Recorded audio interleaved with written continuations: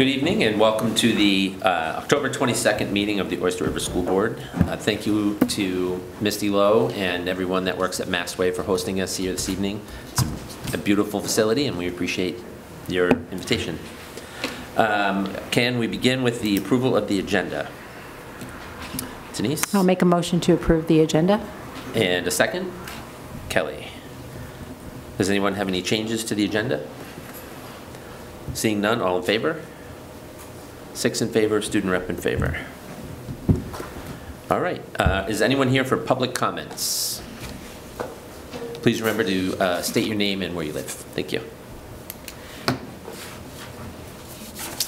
Hi everybody, I'm Keith O'Brien. I'm a resident here of Lee, parent of 2 boys in the high school and who came right through this school right here, Massway. It's great to be back at Massway. I'm here tonight just to speak briefly about the cell phone policy changes at the high school. I want to start first by praising Ms. Noe, the high school administration, Dr. Shaps, for taking these measures this year to keep the cell phones out of the school day. For all too long in this district, for reasons that I don't understand, we have been blasé about cell phones. We are a district that really focuses and prides ourselves on following the data, following the research, and following what we know to be fact.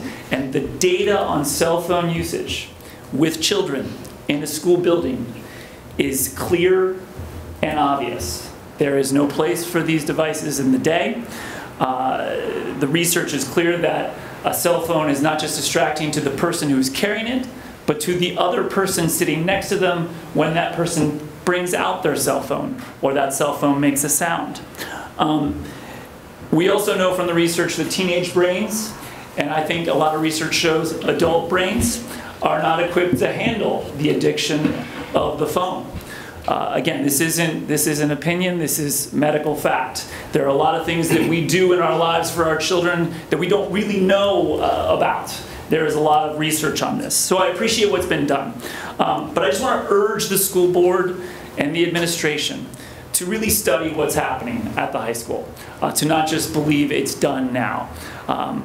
Based on what I'm hearing from people who are in the building, there is already differences of how it's enforced, this policy from room to room, which was a problem in past years. And I can tell you that in times when the kids are allowed to have their phones, you still have kids who have their AirPods in watching TV shows at lunch. I ask all of you, is this really what we want our schools to be? So in the months ahead, I just hope that the board, the administration, is really focused on what's happening in the building and looking to create the best measures, not just for this school year, but for future school years to come. Thank you so much. Thank you very much. Are there any other public comments? Okay. Thank you very much. We'll move on to the approval of the minutes. We have 2 sets today. We're going to begin with the regular meeting minutes from October 1st. Can I have a motion to approve the regular meeting minutes? Renee? And a second? Denise? Does anyone have any corrections or changes for the regular meeting minutes? Go ahead. So I forgot to email Karen, and sorry. Stop calling me short, Matt. All right, and it's passed, so it's kind of a moot point anyway. But on page 3, under October 1 enrollment, the 3rd sentence in that paragraph. So the community conversations were October 3rd at Moherman. I think they were October 8th at ORHS, not October 28th. Yeah. Any other changes? Okay, all in favor of approving the minutes as amended? 6 in favor, and the student rep abstains. Okay, and now the non-public meeting minutes from that same date. Can I have a motion to approve the non-public meeting minutes? Kelly? And a second. Denise? Any changes to the non-public meeting minutes? Seeing none, all in favor? 6 in favor, none opposed. Okay, thank you very much. We'll move on now to district announcements.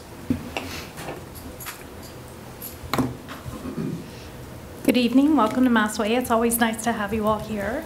I just wanted to share a couple of things. We had a full school assembly today. We had the Portsmouth Symphony come and perform. It was a brass quartet, and they played some really familiar, fun songs from Disney and Star Wars. The children loved it so much. They were swaying and singing along to the instruments. It was a really fun assembly. It was a warm day, as you may have recognized, so having all the children in the gym, a little rosy cheeked, but we all had a lot of fun, and it was really a great enrichment sort of assembly to they shared about their instruments in between every song to expose the kids to the various brass instruments that they were playing. It was really great. The other thing I just want to share is this Friday from, sorry, I have to get my glasses. 6 to 7:45 right here. The PTO is sponsoring a big spooktacular where the children are able to wear their costumes, play games. There's a little spooky walk through our courtyard. It's a big fun event that the community comes out big for. So I want to thank our PTO, thank our parents for all the legwork, and I hope we have a really great turnout. Any questions for me? Thanks. No percussion in the assembly? No, sir, no percussion. But plenty of tuba players, correct? Excellent, good example. It's good to see the school is being enriched. I enjoy it. Good evening, Rebecca Noy from Oyster River High School. So first, open house was last week, and then we had Barrington Information Night last night, so both of those nights were a success. A lot of parents coming for both of them. Actually, I had brought a little bit of information about cell phones. Our librarian keeps our circulation numbers, and so she was so surprised by our October circulation numbers, I wanted to share those with you. And so one of the things she's noticed in the library is, actually, because we're not letting cell phones in there, it's an academic space, we have, last year at this time, 760 books had been circulated. This year at this time, 1,434 books have been circulated. So just those numbers, she's noticing a lot more kids reading, a lot more kids. It's academic, but also nonfiction or fiction is checking out books to do something with their time. I am noting what he said so that I can go and talk to teachers about that. So just so you know, on the September 10th workshop day, after the cell phone policy was introduced, we took time on that workshop day to come together as a staff. We looked at how it was working just in those first couple of weeks, were there any tweaks we needed to do. Staff talked to one another about what was working, about the cell phone zones. And then again, on this past workshop day, we actually did the same thing. We call them topic teams when our staff gets together to talk like that. And we talked about Flex specifically. So cell phones came up in that conversation, but just looking at Flex and how kids are using Flex and what we can do to keep making that better. So these conversations are happening. And so if there's something going on in the school where people aren't being consistent, we'll address that too, because this is an all means all. And the staff knows that, and they're on board with this. They're seeing really good things from the kids. At open house, I at least had 4 parents approach me with appreciating the cell phone policy and the fact that they're seeing a difference in their students. I happened to be interviewed by a student this past week about lunch. But cell phones came up, and he's a senior, and one of the things he ended up mentioning was the first 2 weeks, of course, they didn't really like it, but they've actually grown to appreciate it and the fact that they can put their phones down for 80 minutes at a time. So I'm getting a lot of positive feedback, but I do want to check in on that consistency. Robotics this past weekend had the Governor's Cup at Plymouth State, and so Maya Moore, one of 5 seniors out of 29 teams, won a $2,000 scholarship. And so this is really, it was a smaller meet. It's really to get them kind of going and learn their programs, learn their spaces and how they're going to operate as a team. They have a lot of new members this year, and so then the bigger competitions will come during their season, which is January and through about April. PSATs for juniors are tomorrow. So that's October 23rd, and so about 96 juniors, almost 100 juniors are going to be taking that test, and that goes into 3rd block. And then the quarter closes November 1st. Report cards will come out November 12th. And then, of course, we have the teacher workshop day on the 5th, and everybody go vote. Any questions for me? Thank you. Thank you very much.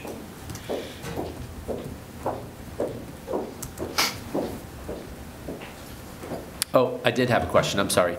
The report cards will be only digitally, not Yes. mailed.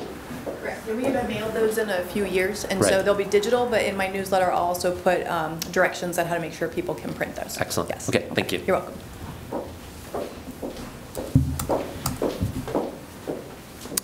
Okay, and now we'll move on to board announcements. Go ahead. So David will talk more about this when he comes to the November meeting, but the Mohammed pumpkin stroll and the pumpkin carving were last week, and they were both super fantastic. It was great. All right, district reports, the assistant superintendent. So, is this okay? You can hear me?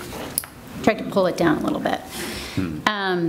Just a reminder to everybody about our ICAC presentation that's going to be happening on Monday, the 28th at 6 p.m. That's the Internet Crimes Against Children. They'll be talking about internet safety. This is an adult-only presentation.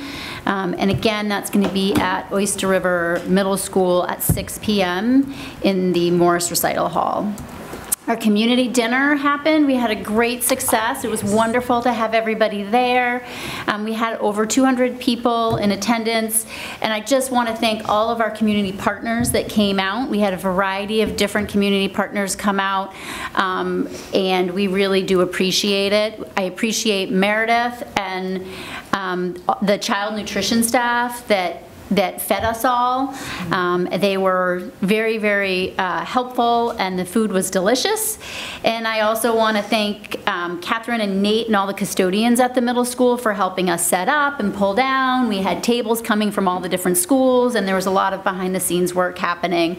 And lastly, I want to thank the District Wellness Committee, because without them, we wouldn't have had all these community partners coming. People reached out, and Felicia, Shannon, and Kim also helped organize and plan for the day. So it was definitely an all hands on deck day, and it was a huge success.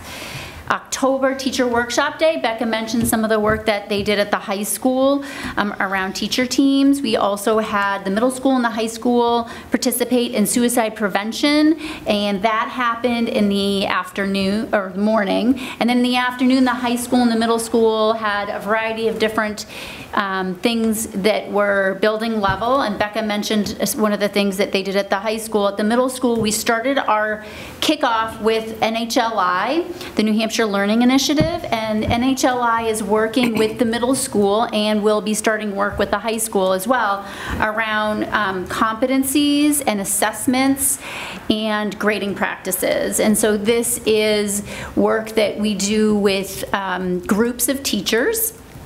And we started today, we started on the Teacher Workshop Day, and today was a second day, and NHLI will return to the middle school tomorrow for the first session, and they will return 3 other times during the school year to work with faculty on that. And that really is to work on the enduring principle about related to consistency of competency assessment by grade and by subject, and also defining and describing the competency continuum. And the hope with that work is to really make sure that we have a deep understanding of competency-based grading and reporting. And so this is the beginning of that work, and we've really enjoyed working with NHLI.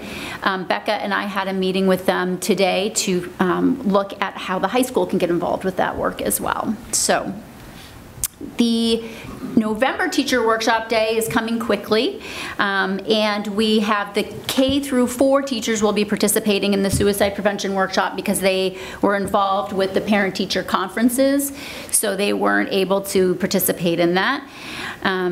We also will be taking advantage of the fact that Mohammed and Mast Way will be together at Mohammed because they'll be voting at Mast Way, and also that the high school and the middle school teachers will be together at the middle school. So we're going to be doing some vertical work, collaborative group work, and we're really excited about that. And I think that is all I have. Does anyone have any questions?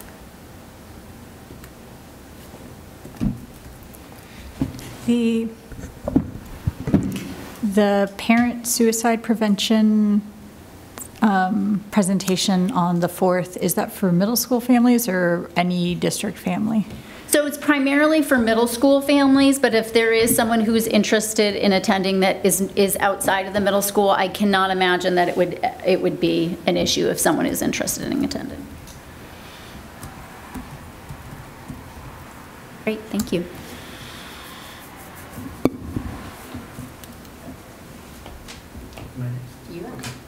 Done. Student, okay. Oh, I'm sorry. I apologize. We wanted to bring back student presentations. So today we have Michaela Downs, who's coming back to us to talk a little bit about what her continued work is. And then we will also have, moving forward, we'll have some elementary school students and middle school students coming as well. So we're really excited to bring this back. And I want to thank Michaela for coming tonight, this evening, to present to us again. And we look forward to hearing about it. Good evening, Sean Peschel, the Extended Learning Opportunities Coordinator at Oyster River High School. Some of you may or may not know, but I want to inform you that our theme at the high school this year is creating impactful community connections. And so right now we have Michaela Downs here, kind of sharing with us and sharing with you a continuation of how she's been kind of bringing this theme to light. And as you listen to her presentation tonight, give you a little bit of a challenge to one, count how many community connections are being made, and also maybe jot down what some of those connections could be or may be. And the word community can be defined in multiple ways. A little hint there. Hi, as Mr. Peschel said, I'm just going to be talking about my continued path in childhood education that Oyster River has helped me with. A recap from last year is I'm enrolled in the Foundations of Education CTE. I took the first one last year at the Spalding High School. I earned 10 college credits last year in education, 7 of which are in early childhood education. In this program, I was also able to make connections with different teachers as well as social workers in the Rochester and the Durham community. I also joined a CTE club called Educators Rising. It's an organization of future educators, and they all host like teacher workshop days, which teaches us like different things that we would need to know as a teacher. As well as having different kinds of competitions. I competed in the children's literature competition. I won first place in the state, which qualified me to compete at nationals in DC. Awesome. At the Educators Rising conference, I was the only student from my school, so with help from Oyster River and Spalding, I went by myself with my grandma as a chaperone to compete at nationals. I had the opportunity to be a student delegate as well in the organization, basically just voting on different things that will affect us in our futures. This year, I am the New Hampshire State Senator as well for the organization. At the conference, I was also able to attend workshops and presentations by one of which Rebecca Peterson, who is the 2023 Teacher of the Year. I learned a lot from her, and she was one of the presentators I connected with the most. We also have connections on social media now, which have helped me connect with the 2024 Teacher of the Year, Missy Testerman, who is also an amazing teacher. Different connections I made there as well were with different teachers who presented, as well as different people who have the same future plans as me. In the middle is someone from Kansas who wants to also be a special education teacher. And just this opportunity made me make a lot of connections in the education community. And the book that I went to nationals with is called Waddles Can't Waddle. After competing at states, my CTE teacher reached out to me and told me that a book publisher who she knew locally had agreed to publish my book. We met in June, and I'm currently working on editing the book and re-illustrating everything and kind of just doing like all the edits. And then my placement at nationals, I placed 9th out of 41 in my category. I also plan to compete again this year in the same category with a different book. This competition really helped me find my love for children's storytelling. And then I also just said I am currently a New Hampshire State Officer, as well as in the New Hampshire State Senator. This year I will help plan state field trips to Plymouth College, competitions, nationals, and the delegate meeting with other state senators to connect with people from all over America that also have the same passion for education as me. This year, the college credit I will be earning in Foundations of Education, I will earn 6 college credits. I'm also taking environmental science at the high school and college comp. With my credits in early childhood, I will be teacher associate qualified by June in an infant preschool setting, allowing me to connect more with my community and have more responsibility at work. I work at Little Tree in Madbury, and with my credits, I will be able to be teacher qualified and just have more connections in the classroom. And also, I am currently an intern at Moherman. I'm in Mrs. Ray's classroom. She is amazing, and I'm having a lot of fun connecting with all of her students. I go every other week from 10 a.m. to around 1:15 p.m., which is 3 hours a day, which gets me approximately 225 hours by June. And yeah. It's amazing. Wow. Any questions for Michaela? I don't have a question, just congratulations. That's really impressive. And I hope that maybe if you come back, you can bring a copy of your book. Oh, go ahead, Stella. Sorry. These don't have the, I'm just, okay. Oh, yeah, just tell me. Yeah, sorry. That's awesome. I was just really curious. Your book seems amazing, and I was wondering kind of like what, I think it's kind of a two-part question, almost what inspired you to make that book? And then if so, like you talked about being interested in writing another one, is there any themes or things that you've seen working with children that's going to inspire you to write this next one as well? Yeah, what inspired my first book is kind of what inspired me to go into education as a whole. I'm in Miss Behringer's advisory. She's the special education teacher at Oyster River, and she's an amazing teacher. And just like being with her students, my book is about a penguin who is not able to waddle like all of his other classmates, and his teacher kind of notices him being left out and being bullied by his other students. So she gives him ice skates, which allow him to be able to catch up with all of his other classmates, kind of like a wheelchair or like different accessibility stuff would do. And for future books, I definitely want to focus on the same kind of theme, because being with kids, I see like a lack of inclusivity with like special needs in classrooms. And like if a student has a wheelchair or a walker or anything else, they're kind of, other kids, especially at a younger age, don't really understand that. And I would love to have it be more understood through something that children are able to understand, like a picture book with like themes of inclusivity. I love that. Thank you. Thank you.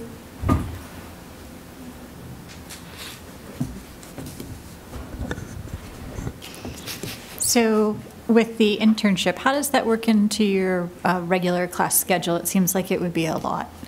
And how are Yeah. you balancing? So I have it every other week, and it takes place, kind of my schedule is I have first block as a normal class at Oyster River, and then every other week I would travel to Rochester, and Rochester is kind of far away, so it takes about half an hour to get there. So all of my classes until last period are blocked off. So on days where I have my internship, I don't have either flex or advisory, depending on if it's a blue or white day, and I also don't have lunch. So I'm just there from that entire block, so it kind of just takes up travel time, stuff like that. But yeah, so it kind of just takes up my CTE block. And it's built into my CTE class, so like everyone is doing it as well. So through this ELO, you're going to graduate high school with 16 college credits? Yes, in early childhood. That's great. Plus the English comp, plus the... Plus, yeah, and then plus Environmental. Some other running start. Ocean River runs, yes. Excellent. I'm also taking ASL currently through Concord Community College, and I plan to keep going with that. That's great. Do you have a title for the new book yet? No, but Workshop. yeah, I'm trying to think about that right now. Excellent. Are there any other questions? This is amazing. Congratulations, so and thank you much. so much for sharing with us. We really appreciate it. Thank you.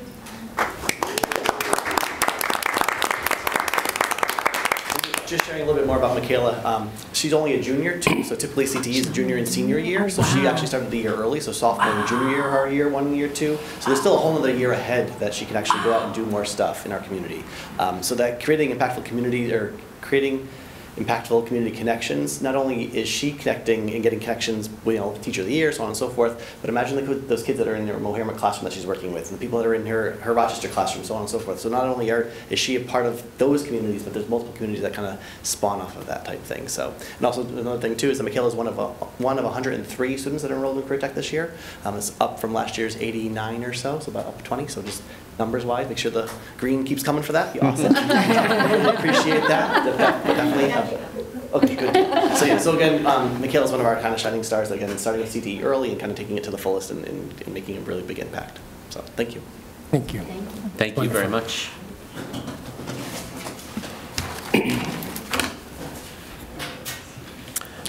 Dr. Sheps. Thank you. I just wanted to follow up. Many of our middle school parents last week received just communication about progress reports, or I would say just updates, academic updates. The board had talked about at our last meeting about by our efforts to delay the parent-teacher conferences in January. We wanted to make sure that parents had an opportunity just to understand the individual student progress at this point, 2 months into the school year. So I asked middle school principal Bill Sullivan just to seek feedback from what we've provided parents in terms of just an update on academic progress. And so I hope to come back to the board, just share some of the feedback. This was an effort to at least provide some semblance of standard-based work for the first units and competencies at the beginning of the year, so we're curious to see how that feedback comes back. I also just want to say I had the opportunity, as did Suzanne, to participate in the NHLI work today, and I found it fascinating. It was really a great opportunity, and I had the opportunity to participate with middle school math teachers, really looking at an example of a competency-based assessment, standards that were covered, and to kind of go through a protocol where we kind of really evaluated that based on a lot of different criteria. And I want to certainly applaud Suzanne, because a lot of this work also combines competency-based work with UDL. So it's really getting the added kind of bonus of really looking at it through two different frameworks or lenses relative to the professional work. And I'm excited to see how this thing unfolds over the course of the year, both in the middle school and the high school. So it's this 5 through grades 10 connection will really kind of advance the work that we talked about in our administrative plan presentation to the board. Just shifting gears, we are on track in terms of the 3 capital planning projects that we hope to present to the board and the community sometime in November. There's been I would say a weekly meeting with Novo Studio Architects at Massway and Mohammed, really to kind of move towards what I would say completion on the Mohammed Classroom Expansion Project proposal, as well as the Massway Cafeteria.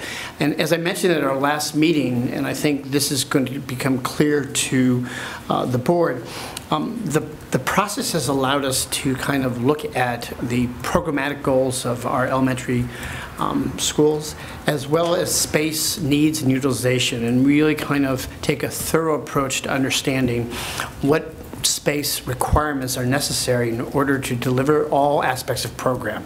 So when we think of our specialists, whether it's reading, speech, OT, PT, it's really understanding the current state of affairs of our available space and how that is impacting the delivery of the programs and how that is connected to the overall need for space.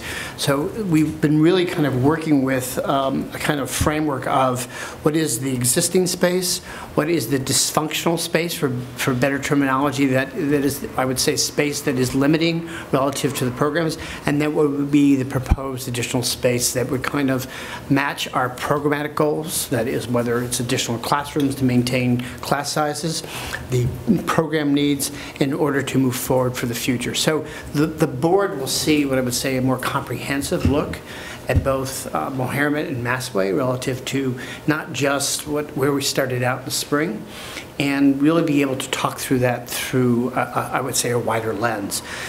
The third part that we're working on with Nova Studio is a full building needs survey or assessment, and that is important because that will really give the board, I think, the information to create a long-term capital plan, which is a board goal for this year, but also make decisions about Moherament and Massaway and the high school in connection with some of the other priorities that will come to the surface through this building audit process. So it's very thorough. And we're moving to the finish line and much more to talk about, including what I would say cost estimates for Massaway and Moherament, which is part of our work, as well as I would say design renderings that will give us a sense of what's possible down the road as well. I don't know if there are any questions about that specifically. Okay. Obviously, this week we are putting the final touches on the budget, the 25-26 budget. We anticipate providing the board with budget materials, proposed budget at the end of the week. I would say that the process has been collaborative and certainly allowed us to really look at our priorities for the next year and a half relative to, I would say, teaching and learning, but also really align what I would say a financial plan relative to system goals over time. So we're looking forward to sharing that with the board and launching into the budget process on October 31st. I continue to work on my entry plan. I had the pleasure of hosting an online alumni, I would say, conversation.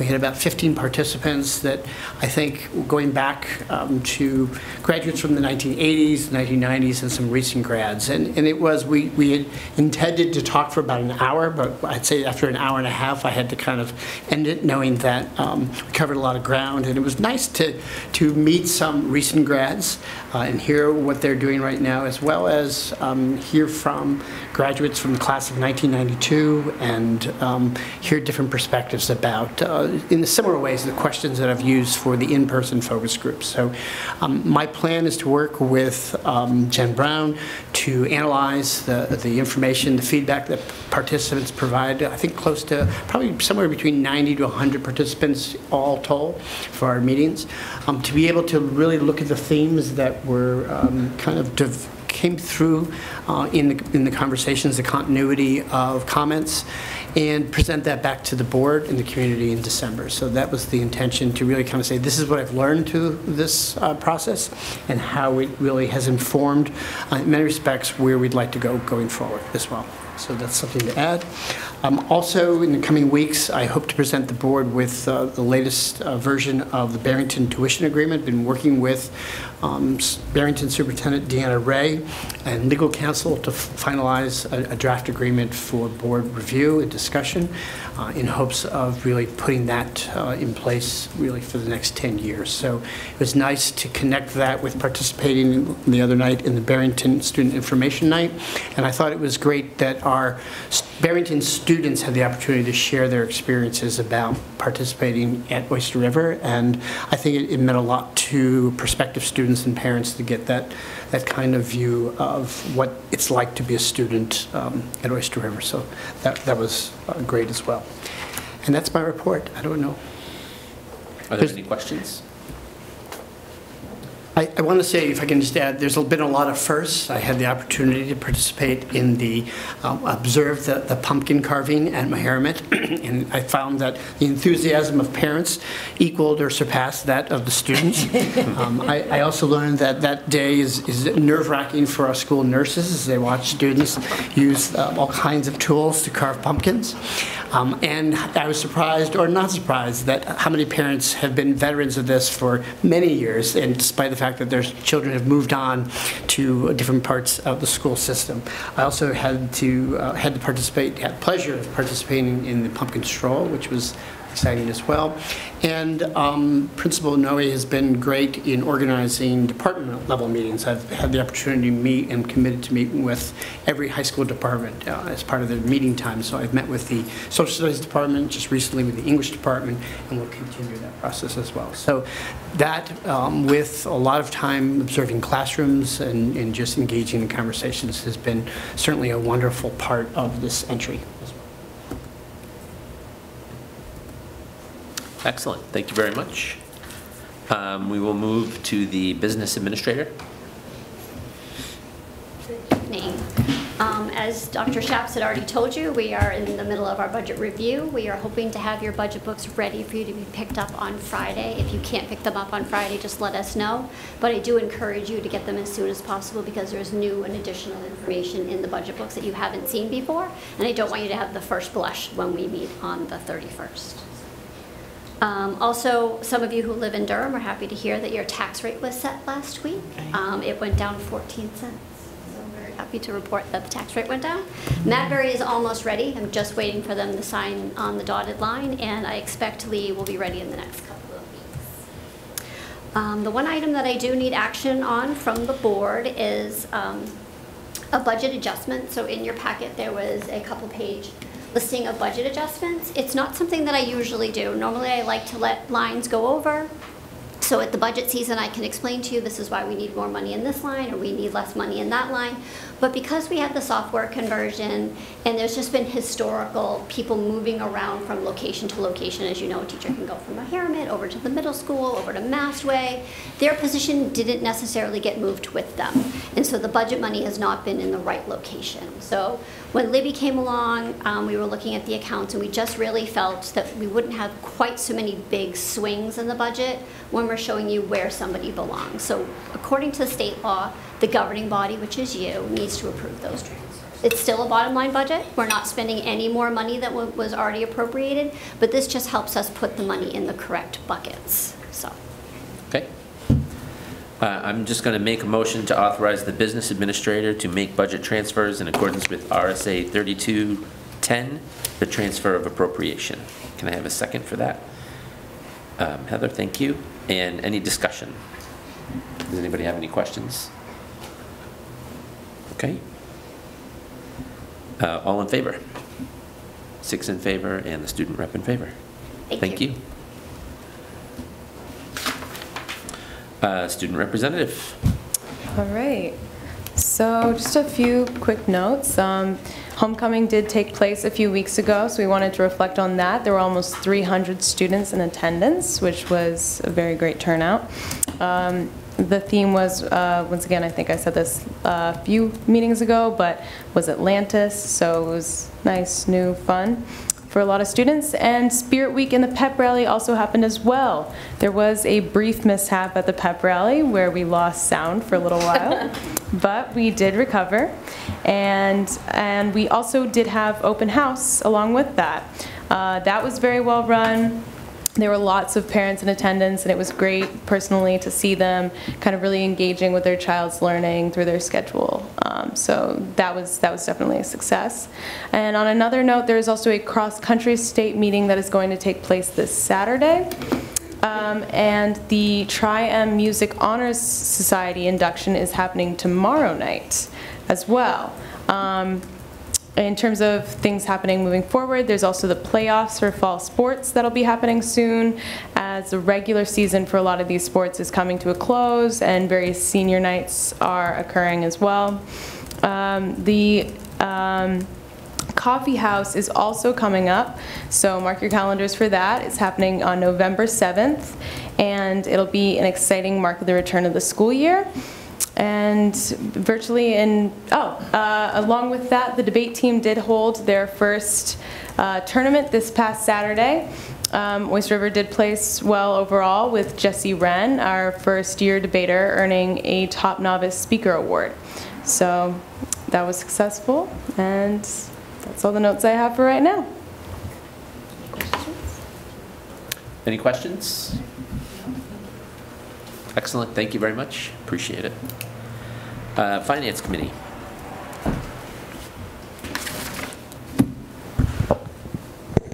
So I'll have to speak deeper to, pretend I'm Brian, since he was unable to be with us this evening. So we met last week to sort of talk about the budget through this year and sort of thinking about a larger, maybe 3-year horizon. We know that we have some knowns. We know for this year what our state funding is. We understand our adequacy, but we also have a lot of unknowns that are driving this budget, which makes it a little bit different than what we have done in the past. So, we know we still have a contract with the Teachers Guild that we're working on. We have the capital planning that has been going on that Robert has talked about with Nova Architects. And we're still working through health insurance. And those are sort of 3 big pieces that all need to come into alignment as we start talking about the budget. We also talked about how we want to define where we are strategic with our investment, whether we're talking about programming, new initiatives, our people, capital planning, and then contracts as they roll through. So it's a really useful discussion. And so around this time, we start talking about percentages, but that's with the unknowns that we've been sort of dealing with. That's not really appropriate this year. And so we're going to work to piece these things together as they come online. So it's going to be a bit of an iterative process that the entire board will be part of. And Gianna, did I miss anything? No, I think you got it. Yes. Are there any questions? Excellent. Would other like to say anything? I never know what other is. We'll move on to the unanimous consent agenda, which includes a maternity leave of absence. Would anyone like to speak to that? Okay. I'd like to make a motion to approve the unanimous consent agenda, including a maternity leave of absence from approximately March 19th, 2025 to the end of the current school year. Can I have a second for that? Kelly, thank you. And all in favor? 6 in favor and the student rep in favor. All right, moving on to the discussion items. We have one for this evening, and that is a list of policies. Denise, would you like to? Yes. Thank you. Yes. So we have 5 policies for first read. The first one, the conduct on school property, we did add the cross-references that were requested. I don't know if people want me to go through all of them and then ask questions, or if people have questions as we go along, but either way. I think it might be better to just go questions as we go, so that we're not. Okay, anybody have any questions about that policy? Heather? Okay, Heather? So I know when we talked about it last time, for point 6, it was smoke or otherwise used tobacco products. I noticed that we have cross-listed the drug and alcohol use and possessions by students, which has a little bit clearer language about the vaping, and I did download it, but I've now lost it on my computer somewhere, so I can't find the language.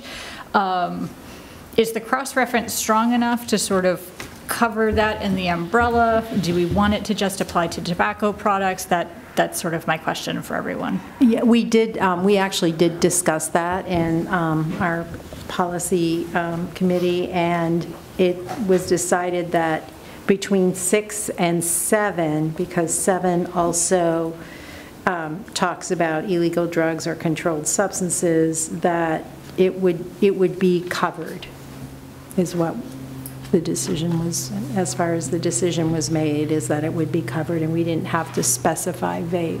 I did bring up the possibility of if someone was vaping a substance other than tobacco, but that would be covered under 7.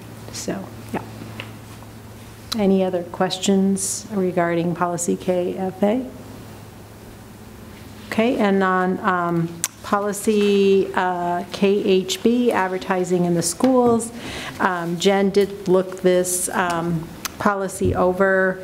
And we did add the reference to media so that it's not just radio or television anymore, it encompasses, other media as well. Pretty much, and then we just added or superintendent or designee. Anyone have any questions about that one? I do, actually. Yes. Generally, in these policies, and I don't know if it's the case for all of them, that first paragraph sort of speaks to the purpose of the policy.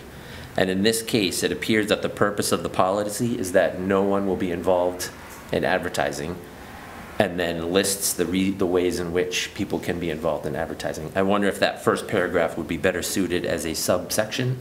Can be A, can be L. I mean, I don't think it matters the placement. Other people have any thoughts about that? Yeah, I know. I'd have to defer to the policy committee there, but. Yeah.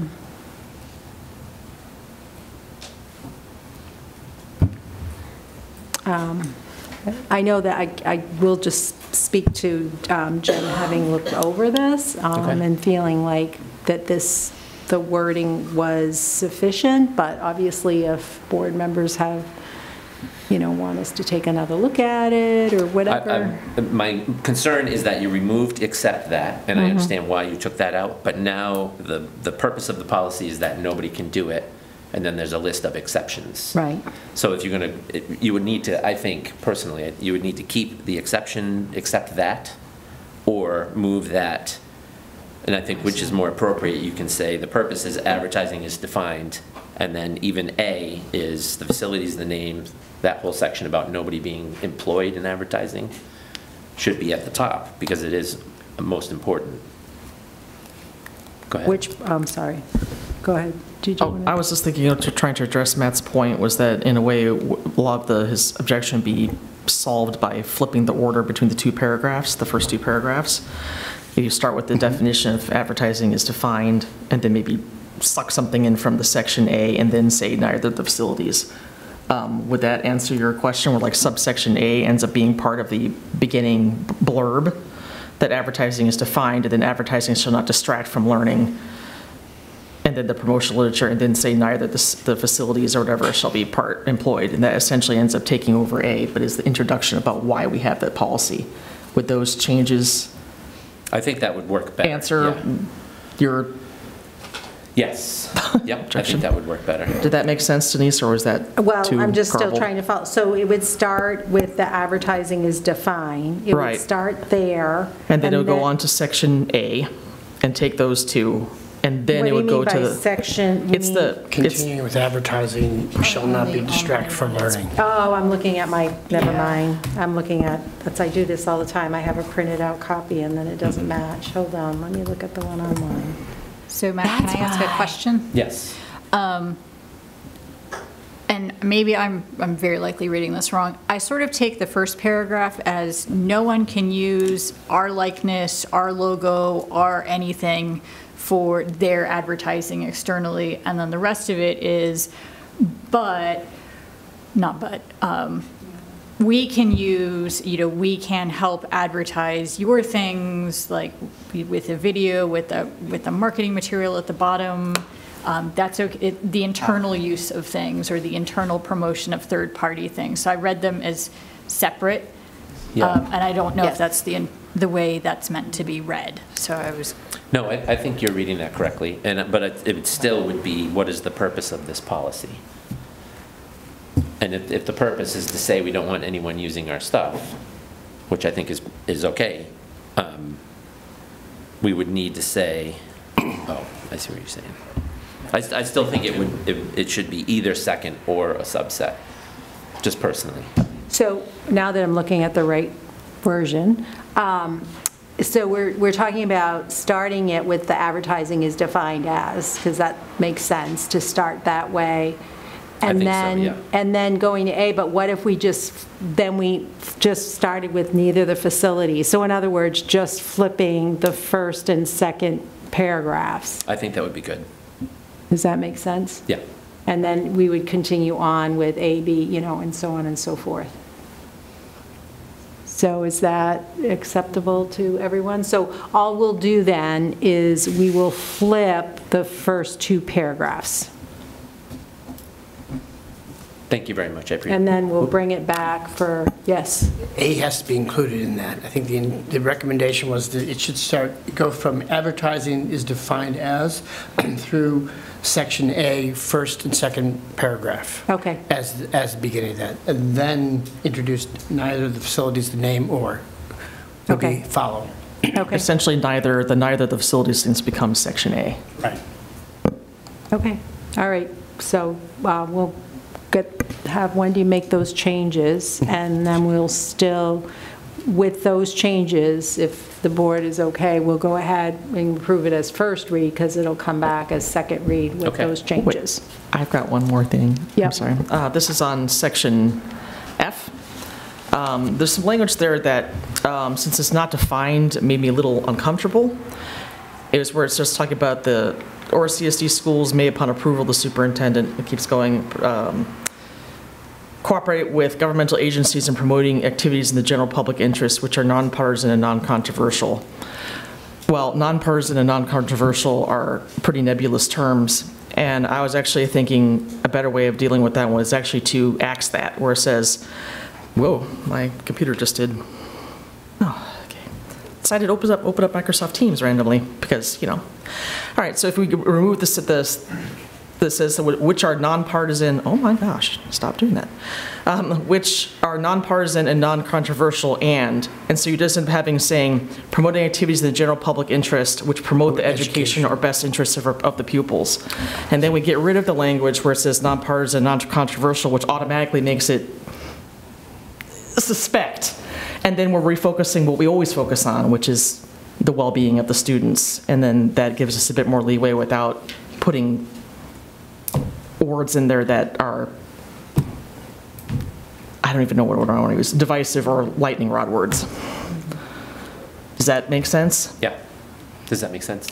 So it'd be the which are nonpartisan and non-controversial, and if that's simply struck, then it just goes to, oh, actually we'd had to get rid of one of the whiches. Promoting activities in the general public interest which promote the education or other best interests of the pupils. So we get rid of nonpartisan and non-controversial. is Right, what and you're then one saying. of the whiches and, yeah, so Right. otherwise you say which. Make it read smoothly. Yeah. Does anyone have an objection to that? Okay. Are there any other questions on this policy? Okay, thank you. All right. All right, and continuing on, toxic chemicals. This is a required, although it just says recommended, but it's new based on just, minimizing the use of toxic chemicals. Any questions about that? All right, and the next one is IGE, parental objections to specific course material. These changes were due to changes in the law. So we really couldn't do much about that. And then the last one is policy IHAMA, teaching about alcohol, drugs, and tobacco. The additional paragraph was at the request of our health teachers to just reflect more updated language, kind of just define what substance use is. Any questions about that? All right, anybody, am I forgetting anything? I think I'm all right, okay. Yes. I just had a question on the procedure for. Yes. It has a cross-reference for the Youth Risk Behavior Survey. I was just curious how how we use that as a cross-reference for the procedure. So that's always been there. I think in the original creation of the policy and the R document, it's in part because of the results of the Youth Risk Behavior Survey was in part why we created it in the first place, but I don't know if it's necessary anymore. Is it necessary if we're still going to be using those results? Could be. So yeah. that Then I would have a question if that'd be something that'd be linked to on our page for people to be able to reference to it, because typically the cross-references, I mean, we can reference back to it. So if we have it there as a cross-reference, it has to be accessible to whoever's looking at the policy. So my question would be, what are we linking to exactly on that? Yeah, we could. That's an excellent point. That is a good point. So maybe we should just eliminate that cross-reference. I don't know if I'd want to eliminate it if it's actually informative to the policy. It'd just be a question of what we're linking to that's answering the question of why we linked to it in the first place. We'd have to update the link and the policy to reflect the current year each year for the new survey. Or every other year, but Or every yeah. other, I'm sorry, yeah. It's just in the procedure. Oh, yeah, it's a procedure anyway. It's not the policy, Oh, it's this a is the procedure. procedure. Yeah, so it doesn't matter. It's not, yeah, it's a procedure, so. Yeah. Which is the reason we don't approve The procedure procedure. documents can be adjusted and altered Right. without the board policy's approval. Exactly. Yeah. Yep. All right then, so with that, I will go ahead and make a motion to approve the list of policies for first read, KFA, conduct on school property, KHB, advertising in the schools, with the changes that were made, EBCH, toxic chemicals, IGE, parental objections to specific course material, and IHAMA, teaching about alcohol, drugs, and tobacco. Can I have a second? Renee? And we've had a pretty good discussion. Are there any other questions or discussion items? Okay, all in favor of the motion? 6 in favor, and the student rep in favor. Excellent. Thank you very much, Denise, and the policy committee. I appreciate that. Any other school board committee updates? Yes, I've got two. The Sustainability Committee met on October 3rd. If I forget anything, I'll refer to Suzanne, who was the mastermind of that particular committee.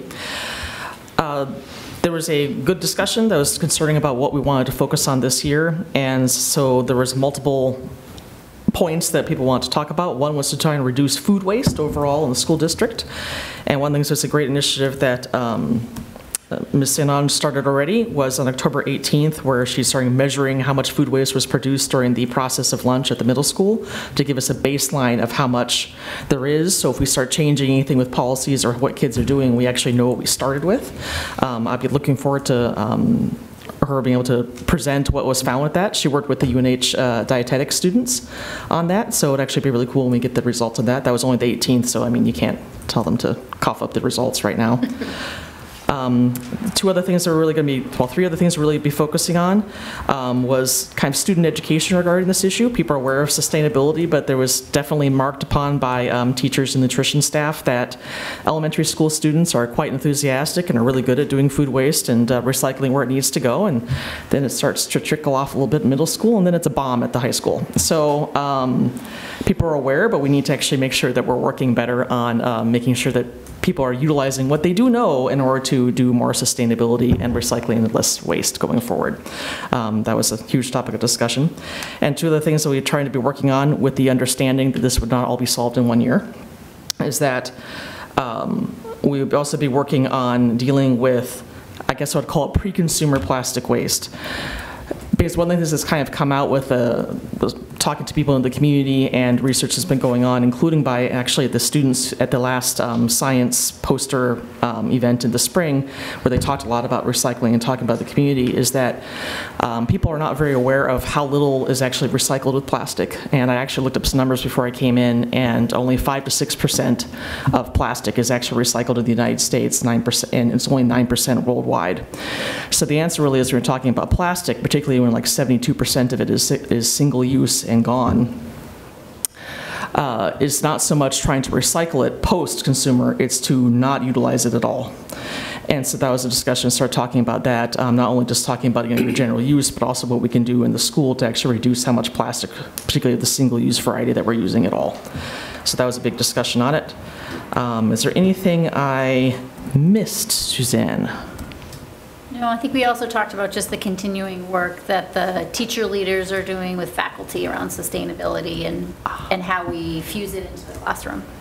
Right, which actually adds to another point, was that to try, and there was one teacher who in particular was talking about making it so sustainability was more part of the general ethos of the school, that we actually have it more introduced into school right from the beginning, that when you're having like school announcements and things like that, that we're more aware of it, that we're talking about it more, simply because Earth Week only happens in April, and there actually is a response, but it doesn't last very long where people actually start doing things. So if we make it more of a continuing conversation, then it'll be able to have more of an impact over time, because April, frankly, is kind of late in the school year to actually have actionable change. All right, so that was that one. Any questions on that? All right, so now I got to bounce into another committee. Okay. The NHSBA meeting was on Saturday, which of course was a beautiful day where I had to be inside a conference room. It should have been raining or something, but it wasn't. It was a successful meeting. All the resolutions that we supported and ones that we came up with were passed with some amendment. So the gun policy one that we discussed, the line was struck that made it so it had the ambiguous language about which trumped federal or state law. The issue with the 306 regulations was actually quite relieving, that most of the people there were quite concerned about it as well. So actually getting the language there was challenging, but it wasn't objectionable by most people. I can't remember the exact language. I'll see it when it's actually published, but ultimately what it says is like the NHSBA supports 306 regulations that align with the NHSBA statement of beliefs and continuing resolutions. And so that way that's kind of covering the idea, even when we're talking about multiple iterations of the 306 regs, which are still not currently passed. And we were able to get that language because I did stand up and point out that we can alter those. The regulations can be altered at any time. It's not simply every 10 years. So that was successful. There are other things that I thought were interesting with that meeting, was that the school district that won the School District of the Year was Jeffrey Ringe, and the school board member who spoke up there had some very interesting things that are successful in her district. That included the fact that they had universal pre-K, and they actually had childcare for their teachers' kids in the building. Wow. And they had initiated that because of a severe problem regarding teacher retention due to the high cost of childcare. And she also spoke about intramural programs, particularly where like any kid would be able to play any sport regardless of their particular skill level. And so it was just interesting hearing those kind of things from there. But it was overall a successful meeting, and I was happy that we got the points across that we wanted to make. That's it. Thank you for giving up your Saturday. I appreciate it. And good work on the resolutions. Any other board committee updates? Okay. Is anyone here for public comments at the end of the meeting? Okay, seeing none. We'll move to our future meeting dates. Our next meeting as a board will be October 31st. That is the half-day budget workshop. There's no time on here, but I believe that begins at 8 a.m. in the Durham Town Council chambers, and lunch will be provided. Our next regular meeting is November 6th at the Morse Recital Hall, and our second meeting in November is the normal pattern of Wednesdays on November 20th at the Recital Hall also. We do have some things to take care of. We're going to begin with a non-meeting. And so I'm going to make a motion to temporarily adjourn the meeting to discuss strategy or negotiations with respect to collective bargaining. Can I have a second for that? Heather?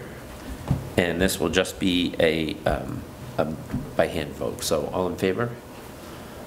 6 in favor, and the student rep in favor. All right, we are temporarily adjourned.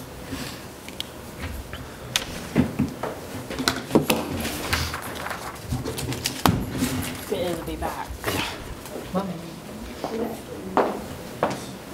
No. Yeah, we're on. The conference room. Yeah, conference room.